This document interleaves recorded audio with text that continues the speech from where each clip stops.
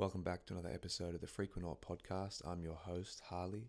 Today we have Claudine Jane from Warrior at Law. If you're tuning into this episode, chances are you already know this pocket-sized powerhouse.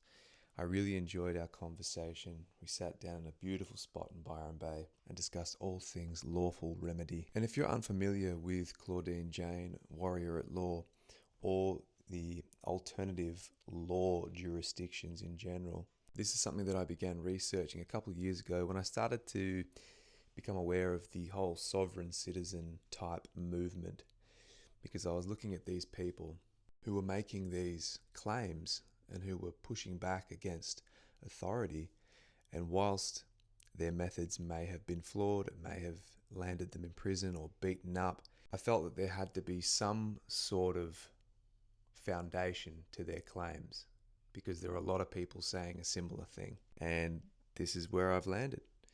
Claudine Jane and the team at Warrior at Law are just a wealth of information on this particular topic, and it fits beautifully into the frequent line of inquiry as to who we are and who we're not. So kick back, enjoy this episode, and I'll speak to you soon. CJ.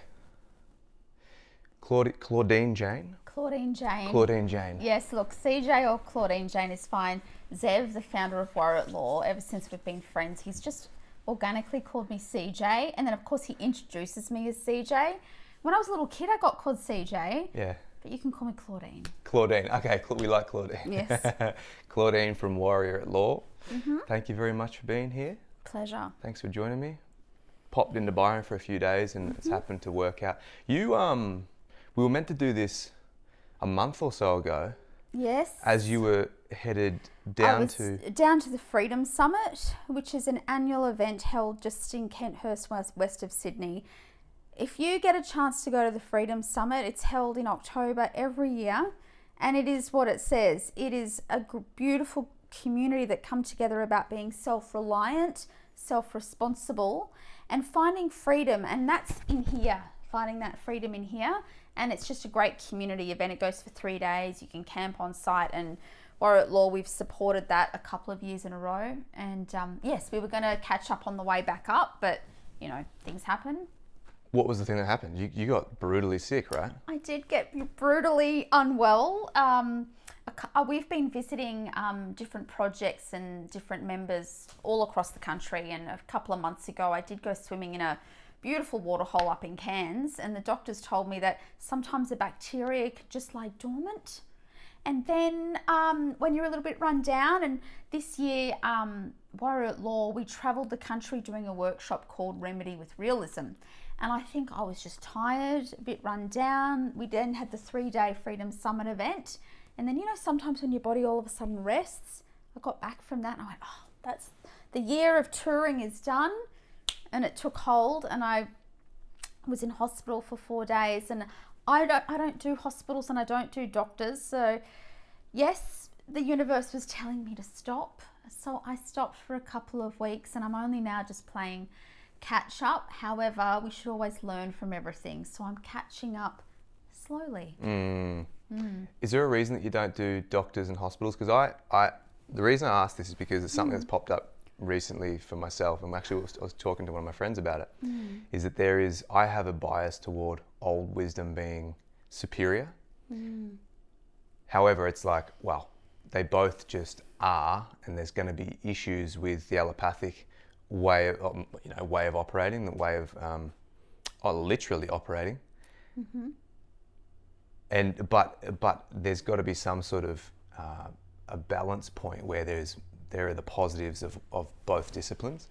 Yes, the word balance is what I was thinking as you were speaking. So I really believe, I'm actually into science, right? I say to my girls all the time, well, that's not science, and they roll their eyes, because I do believe in human evolution when it comes to technology and science and medicine, right? There's some wonderful things that have happened there, but I also believe that due to this really fast progress, I don't believe human evolution when it comes to technology and industry.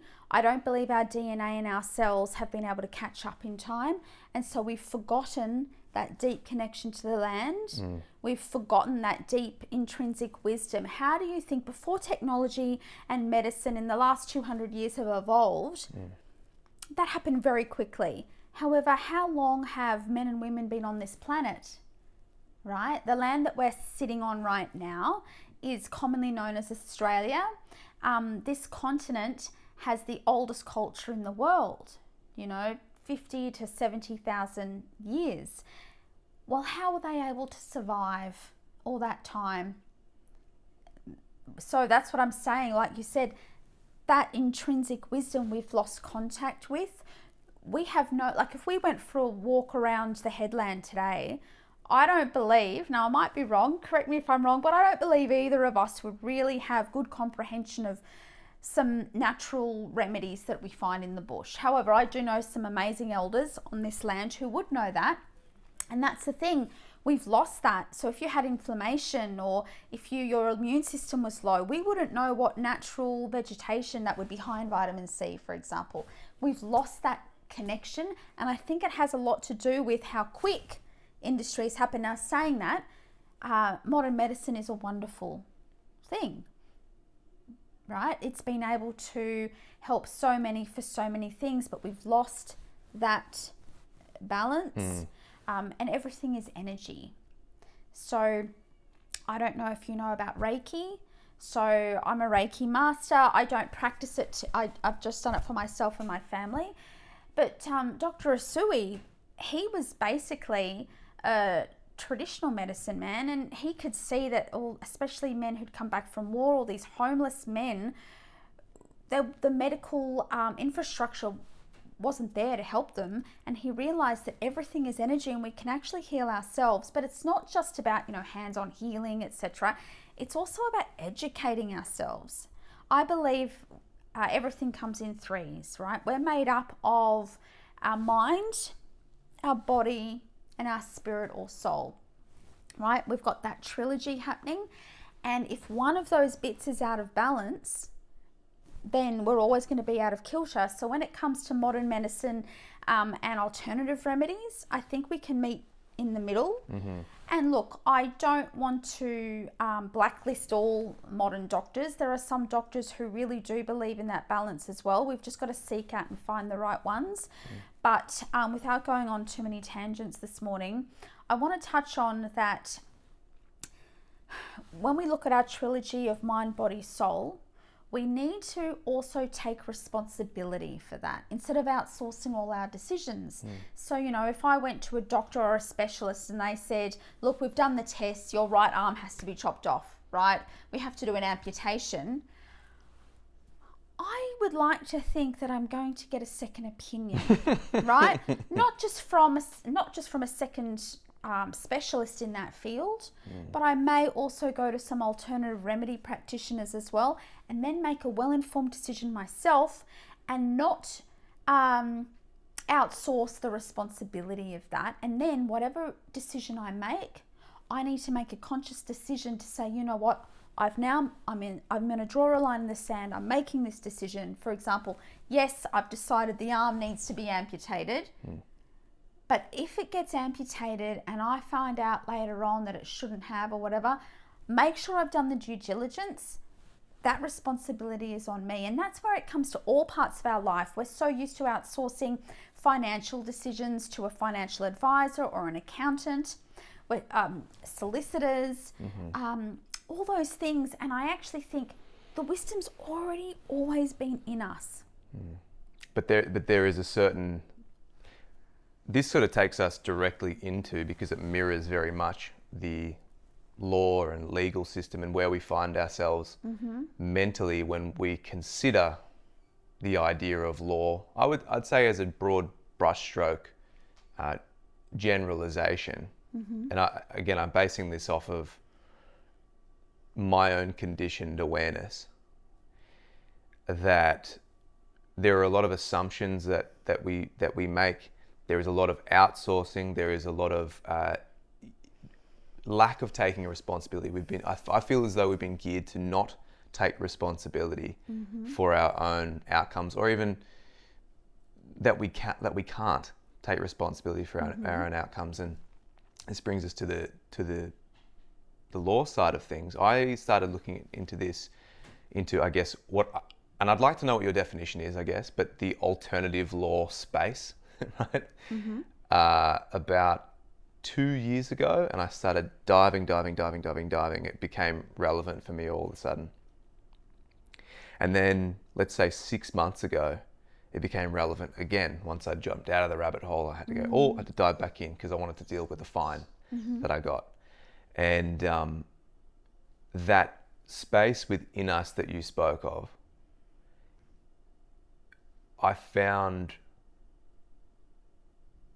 was already obviously a part of me, a little spark that was there that I had to the flame that I had to fan. Mm-hmm. And all of a sudden it became very obvious that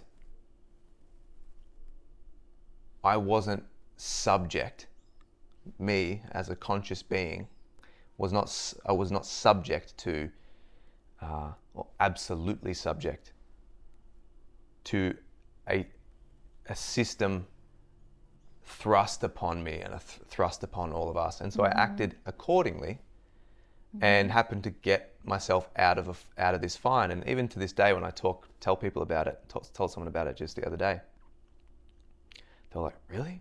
I'm like, yeah. Point is, it's entirely possible, is what I was saying to them. There is so much possible that we just kind of surrender our own power to these impositions and these assumptions that are given to us. That doesn't necessarily, it's just not real. I think we live in a time where most of the content of our mind is not reality. Mm-hmm. So how would you describe the way that you view law? Well, there's a difference between what's lawful and what's legal. Legal means it's been written into the legislation, into the statutes, into the GovCorp program public highway system.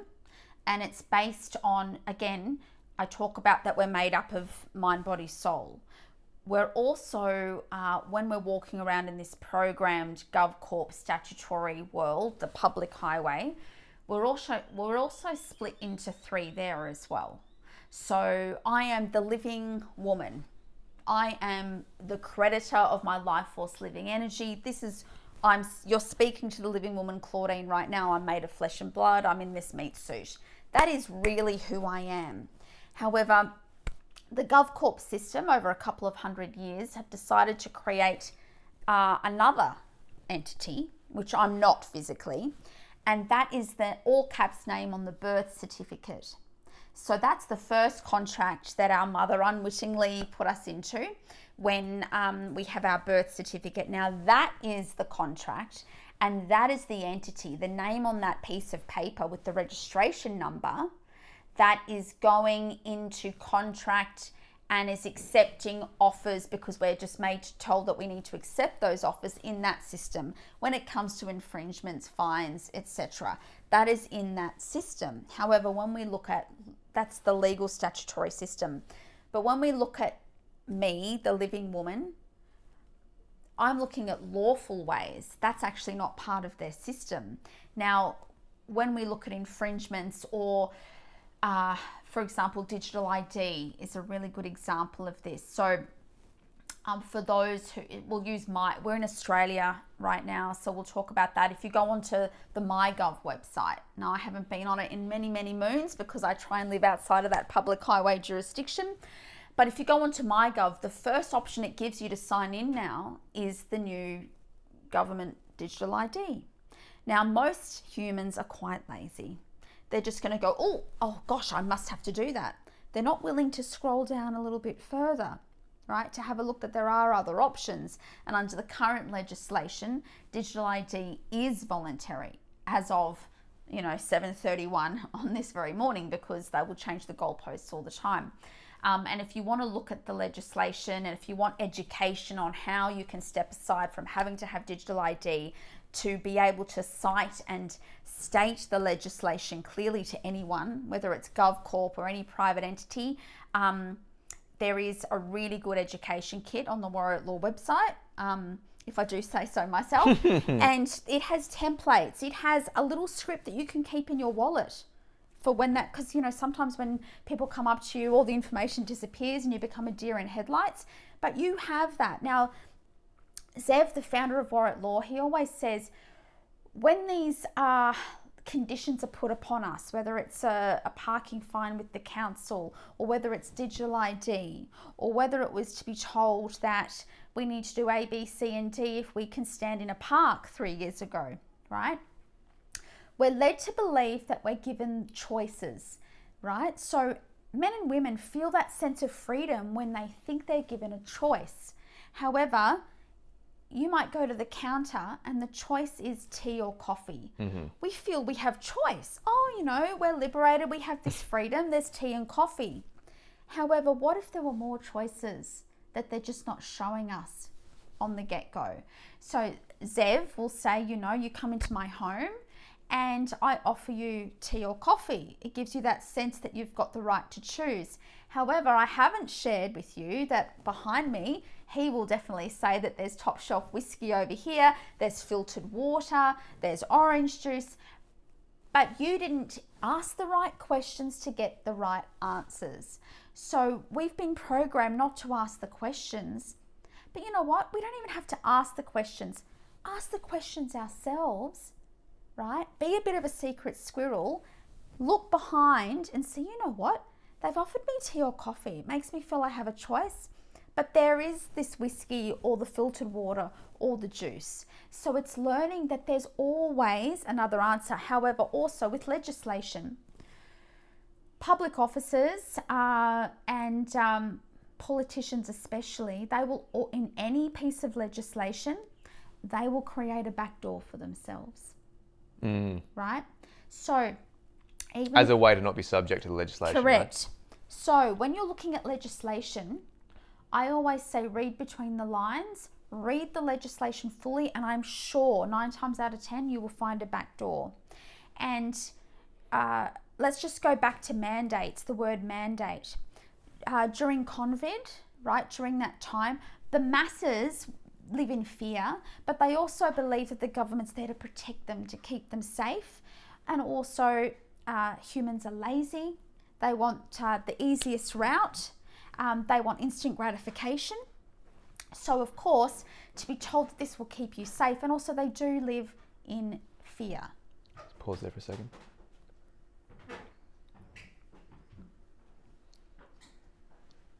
Drewby, this is CJ. CJ, this is Drew.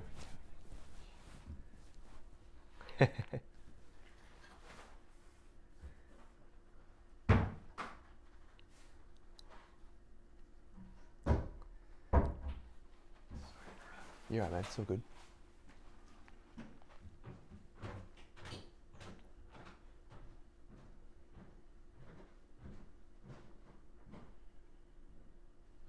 Go for it. So Live in fear. we're led to live in fear because that keeps us bound, right? And we're also so used to being told that they're there to protect us, keep us safe, etc. However, did anyone really look into what the definition of the word mandate is? Mandate is voluntary. Mandate were just lawful public notifications. They're just guidelines. They weren't actually laws that went through legislation. But we were led to believe that if we didn't adhere to those mandates, we'd get in trouble. And also, not just GovCorp, but public and private corporations used mandates to dictate to their employees of what they could and could not do, which it has now been discovered over the last 24 months that a lot of the time they were breaching their own contracts by stating that these mandates had to be adhered to by their employees. That's the thing. If you, at that time, I think the masses were in such a fight or flight or paralyzed mode that, and they were literally scared that they would catch this virus and they would die. Let's keep everyone safe. They just thought about themselves. Whereas if anyone had actually taken the time to stop and go, what is a mandate? It's not legal. I actually don't need to adhere to the mandate. I believe even most general police officers at that time, they're just doing a job, right? Definitely. I don't think most of them even comprehended what a mandate was and the difference between what's legal and a mandate. And so that's the thing. We can use that example. We need to stop. If you want to take full self-responsibility for who you are, I say this with everything, and many Warrior at Law members will have heard me say this many times. No matter what the topic or the question is, whether it's in your personal relationship, in your family, in a professional capacity, in a wellness capacity, whatever the decision is, we're so used to making knee-jerk decisions. They want us to be reactive. So if they want us to be reactive, and I'm not comfortable with how they're managing things, I'm going to take things into my own hands. So whether it's a relationship decision or what next move I'm going to make in my career or about my health, I'm going to stop. And I'm going to think, right, I'm at a fork in the road about whatever it is. And I always talk about we've got two jurisdictions. We've got the public GovCorp programmed highway, and we've got the alternative highway. Now, there are a lot of truther, sovereign, freedom, private groups that have popped up since, 2020. And I think most of them have really good hearts. They mean well. And they do say you can live in the private. Come over here. There's no such thing as living in the private. However, I do believe there is an alternative jurisdiction if we arm ourselves with the education about what's lawful, what's legal, but also on planet Earth, there is something above state and federal jurisdiction, which is international covenants, laws and treaties. So that's that alternative highway. So I'm sitting here at the fork in the road, whatever the thing is about. I go, right, what has been the breadcrumb trail or paper trail that has led me to this point? And this is the most important part. This is where self-responsibility comes in. What is going to be the ripple effect or the domino effect of the decision I make today? And say it's on a Friday. Do I need to make this decision now? We're so used to having to make this reactive. You know what? It can wait till Monday. Let the layers land. As we're walking around, everything is energy. Let our cells digest all the options. Then on Monday, sit with it again, then make that decision. But also, the buck stops with me. That's it. The buck stops with me. So now I'm going to say, right, I'm going to make choice B. And I have made a considered conscious thought about the ripple effect moving forward. And I have really considered, have I now created a breadcrumb trail or paper trail from the public to this alternative jurisdiction or vice versa? We have lost the art of that simplicity, and to take space and time. I think it's a very simple concept. They have wanted us to forget who we are. And a wonderful mentor of mine, who I am very blessed to call my friend, Tom Barnett. I know you've interviewed him in the past. He talks about natural law and really comprehending who we are. And I always say, if you want to navigate this space, this alternative space of education and paths, you need to start with yourself. Learn who you are, and then from there, we start to comprehend that literally everything coming at us is simply an offer. How would you define for people who have no idea what that means to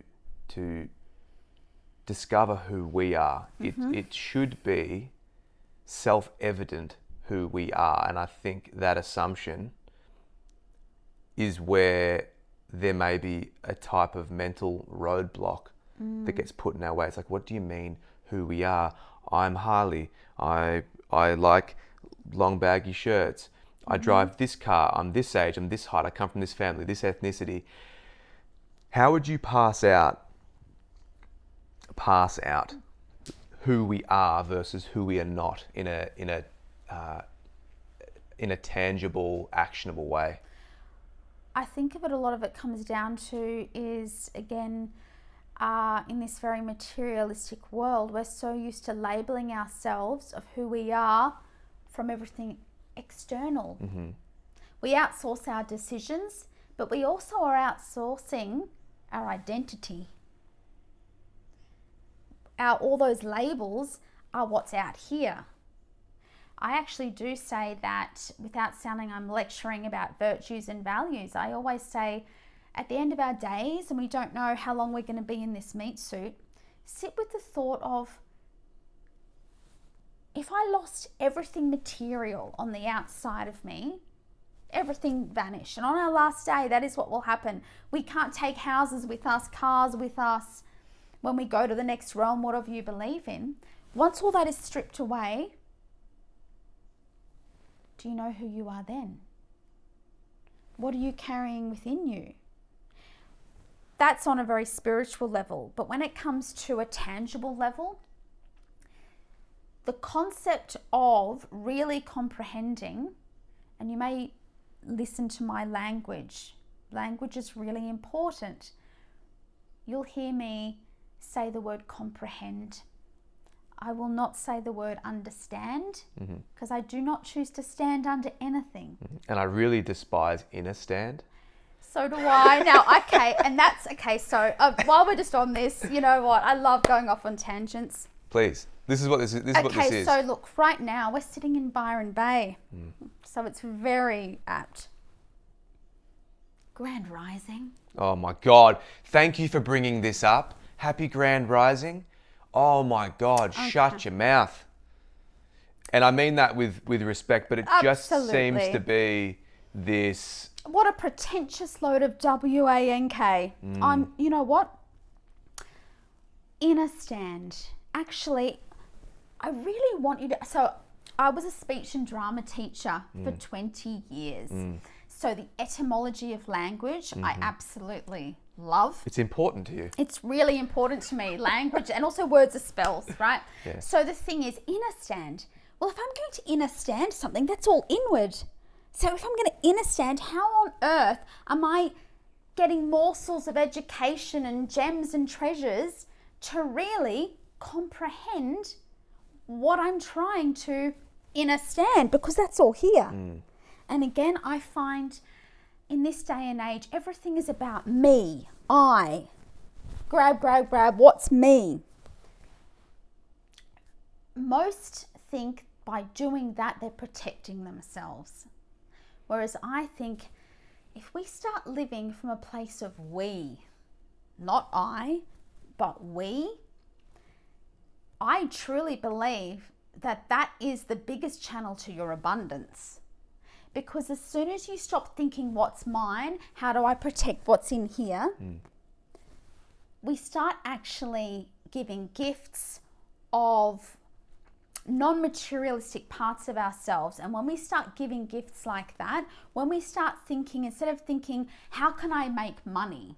Instead of thinking that, if we start thinking, what true gems can I give of myself outwardly to be of service? We've forgotten how to be of service which is really ironic, because if you look at I guess business advice, which is completely commerce based, the best businesses have worked out how to find the greatest problem and serve a community. Absolutely. But somehow in between the top echelon of commerce and this sort of grounded space that you're speaking of, in between there we go me. You know what I mean? But when we start thinking about, okay, so we spoke about just before about at the end of our days, who we are, what's our identity. We're so used to those labels being what's outwardly, I'm Claudine, I have a van, I have a house, I have a dog, I have 2 children. That's more of a description. That's not who I am in here. And I think, again, the buck stops with me. I think a lot of men and women who have found ourselves questioning things over, especially the last 5 years, and also, just a disclaimer, Warrior at Law, Zev, our founder, he's been saying this stuff, and he's been around for about 30 years saying this stuff, long before the COVID. And I think that's really important, that we need to, and I'm really blessed to find mentors that have been here for the long haul, way before people were saying grand rising. That's all I have to say about that. So the thing is, we have to find out, well, you know what? For some of us, our worlds were flipped in the last 5 years. Some of us may have lost our jobs, or we may have even had our own business, but it could have been in hospitality and we were shut down, so we lost that business. So when we outsource who we are on the outside, a lot of us felt we'd lost our identity. What a blessing that was, because now we're left, everything stripped away, and we're left thinking, gosh, well, what is my purpose, my mission, my legacy? Again, everything comes back to 3s. Everything's always in a triangle, all right? So what is our purpose, mission, legacy? Why are we here? And that's when a lot of us, you asked about, well, who are we? Everything is in duality. So, Claudine, I am a name on a birth certificate with a registration number. That registration number allows the system to file me neatly away so that they can now put me into one contract after another to make profit off my sweat equity. That's pretty much what that system does. However, I've realized, well, I'm not just that name on the birth certificate. I am a living, breathing, life force living energy woman over here. That's who Claudine really is. Well, but because before that system was created, we still existed. Absolutely. We were there prior to. Like I said about medicine and wellness, humans have been on this planet for thousands and thousands and thousands of years. And I think we were doing all right because we've been here for 70,000 years. And that's the thing, that it all comes back to remembrance, actually. And I think the biggest asset that we've forgotten about is remembrance, and remembering that we can pause and that we don't need to make knee-jerk reactions, because that's what the system relies upon. It relies upon fear, reactiveness, and laziness. So I've asked this question to, I think, most guests, because we've been tackling topics that could, if you are conspiratorially minded, right? And I say that lightly because, you know, I don't particularly believe in that term, but just for the purpose of having a figurehead for my point. Maybe things going on behind the green curtain. Yeah, stuff like that. Like if you have a tendency to look at things that way, it's very easy to get, I guess, dualistic about good and evil, right? So my question to you is, you say they are doing this, want this, the system wants X, Y, Z, seemingly against living man and woman. In your opinion, in your estimation, is there nefarious intent at play against humanity? And who is instigating it, in your opinion? So, I don't have the data. You don't have to prove it. I don't have the answers. This is just intuitive. Sure. I genuinely have thought about this a lot, obviously in the line of the space that I'm in. I feel there's probably around 13 puppeteers on the planet. Now, whether they come from the Rothschilds or this or that, don't know. Freemasons, all the things. You know what? That's not really in my realm to think about. But I do think there's about 13 puppeteers. That's it. I do believe then those 13 puppeteers use international entities and bodies like the WHO, for example. We've got the UN, we've got the WEF, we've got all of those entities. Most of the decisions at play on a nation level have nothing to do with our politicians and political parties and this and that. It is much higher up at play, and then it gets filtered down to then decisions that are made on a national level. I truly believe that. Now, when we talk about nefarious or evil, the biggest downfall of the human race, if in every dispensation in human history, right? If we look at Mesopotamia, Egypt, ancient Greece, right? The Romans, the Vikings, look at all of them. What was their pillar of motivation? Greed. To be bigger and better than any other civilization, and the dollar. However humans originally came about on this planet, there is something microchipped into the hard drive of humans about greed and that whole thing we just spoke about a few minutes ago about what's mine. Mm-hmm. And I truly believe that most evil and most nefarious things all come from that place of greed, gluttony, and there are some other pathways that are definitely evil when it comes to, and I want to word this carefully, sexual instinct of humanity. Mm-hmm. In what sense do you mean? So there are some nefarious, very dark things that have happened in different dispensations of time, and probably the most in the last couple of 100 years, that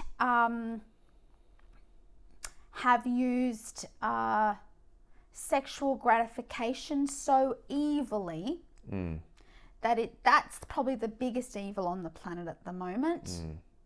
I remember I heard Sadhguru say something. I think it was Sadhguru, and I'm only paraphrasing here. But there was a question that arose from an audience member around whether or not, I guess, sexual impulse, sexual instinct was an inherently negative thing because it can be used negatively. And I think his answer, which has stuck with me for a few years now, was sexuality is something of the body. As soon as it becomes a product of the mind, then we have big issues. When it enters the realm of the mind, and I think that's likely where things are going. Is that roughly what you're thinking, or are you speaking specifically about the child aspect of it? Not just the child aspect of it. That might be a really bad way to put. I just don't want to be. No, I think I get it. But when we're looking at nefarious things that are happening in the modern world, most men and women just want to deal with themselves. They put their head in the sand. It's like things don't exist. Mm-hmm. And I think that financial greed and dark sexual predatory and sex slave pathways interbreed at that very high level, where they lose sense of reality. It's a big power trip in reality. Sure. And it's been happening for hundreds and hundreds of years. Yeah. And I think that's the greatest evil. I do feel that there are really good-hearted living men and women who put their energy into fighting things, right? They might be fighting and lobbying and protesting political parties at a national level. And sometimes I just go, you know what? Maybe the energy's going into a place that's going to get nowhere, right? I completely agree. And that's,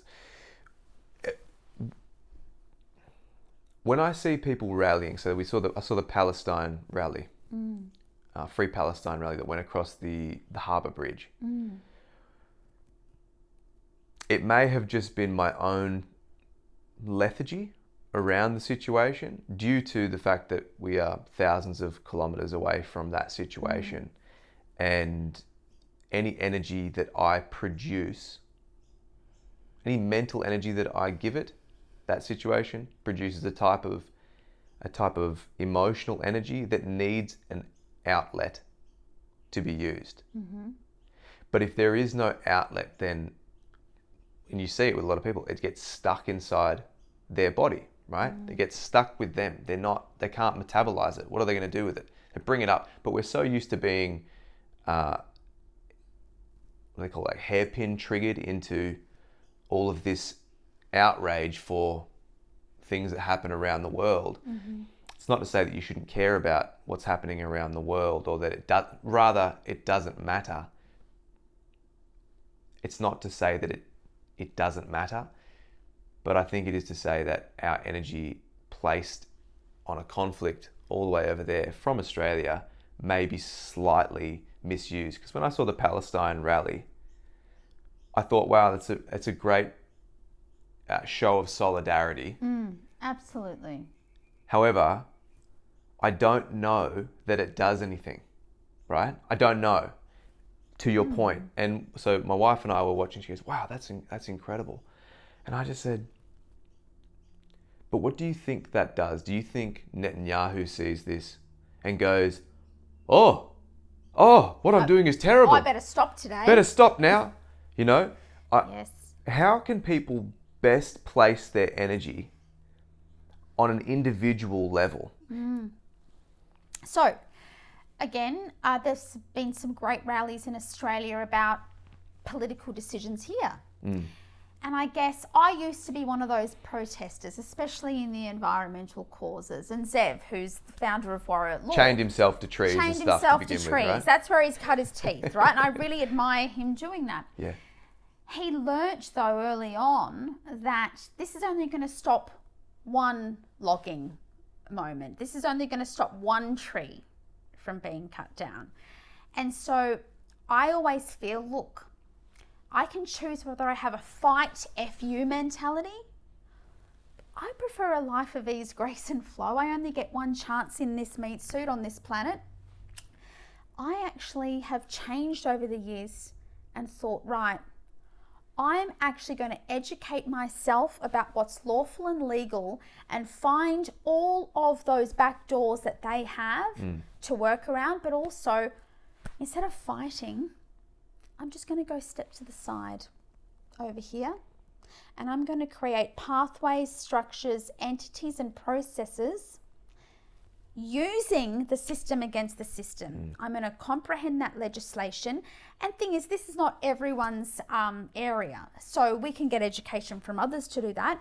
I'm going to choose to move myself over here and create structures that allow me to use my purpose, mission, legacy to be of service to others, instead of fighting something that, and I don't want to be a party pooper and just say I'm going to give up.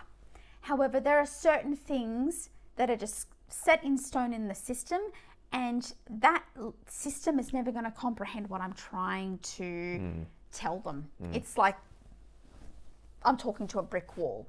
So instead of continuing to talk to this brick wall, I'm going to build my own brick wall over here in a safe haven where I can choose to do those things.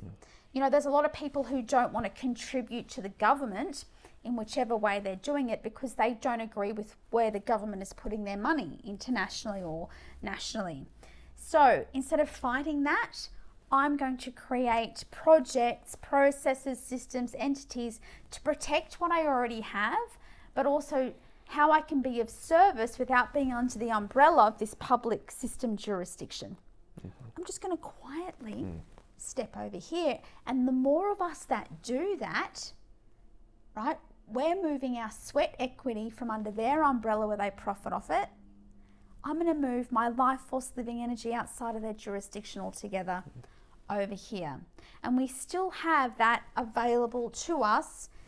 It is up to us to educate ourselves on what those options are. And again, I think apathy. I've already mentioned, I don't sound like a big fan of the human race, do I? Because I've said that, we like instant gratification, that we're lazy. I think we're energy conserving. They're apathetic. We like the path of least resistance. I get that. But that's how the system has been able to bind us as much as it has. Because of those, maybe it's human nature.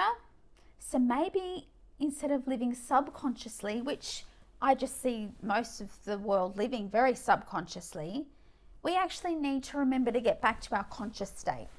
And if you see that, you look at people who really push the boundaries of anything that they're doing, or quote unquote succeed, one of the most common threads throughout all of these people is their search for discomfort, which means larger energy output, putting yourself in positions that you don't understand yet in order to thrive. Thank you to everybody who's tuned in for this episode. This concludes part 1 of our conversation with Claudine Jane from Warrior at Law. If you like this content and you haven't already, please like, comment, subscribe, hit the little ding ding bell, and we'll catch you next week for part 2.